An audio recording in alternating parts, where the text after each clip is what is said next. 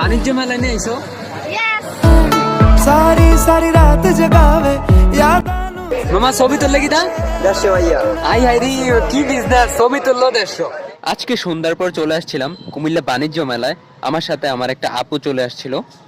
এটা হচ্ছে কুমিল্লার সবচেয়ে বড় কুটির শিল্প বাণিজ্য মেলা। আর এই মেলাটা আজকে প্রায় 1 মাস যাবত চলছে। আমরা আসছি অবশ্য অনেক লেটে। তারপর আমরা সরাসরি চলে গেলাম টিকিট কাউন্টারে টিকিট কেনার জন্য। তো আমরা অবশেষে টিকিট নিয়ে নিলাম।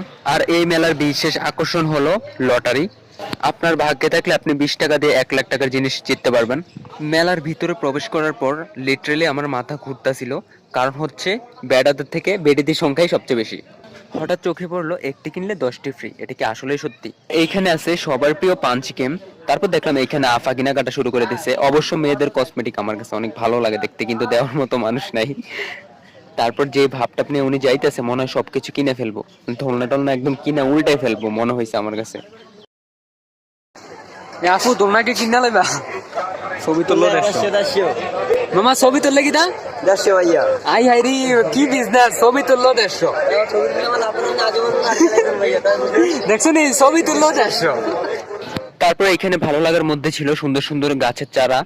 গাছ লাগান পরিবেশ বাঁচান একটা কথা আছে না, সেই জিনিসটা এখানে তুলে ধরছে তারা। এখানে সবজি কাটার কিছু মেশিন আছে অনেক সুন্দর, মানে খুব সহজে সবজিগুলো কাটা যায়। বাণিজ্য মেলায় নিয়ে আইসো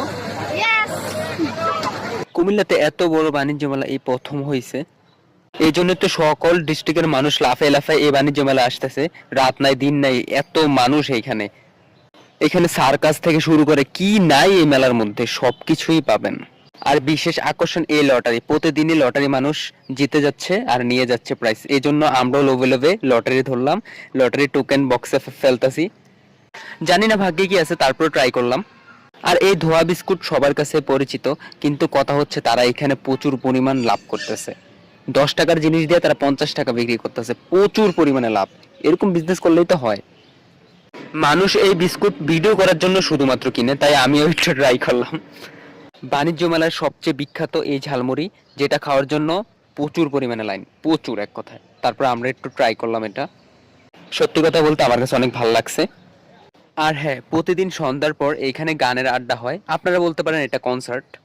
প্রতিদিন ঢাকা থেকে শিল্পীরা আসে এইখানে মানুষকে একটু বিনোদন দেওয়ার জন্য, এখানে একটু মানুষকে গান গাইয়ে শোনার জন্য। আগামী 22 তারিখ কুমিল্লার অল মিডিয়ার টিম আমরা আসছি বাণিজ্য মেলায় কুমিল্লার বিখ্যাত রসমালাই গান নিয়ে। আপনারা আসছেন তো?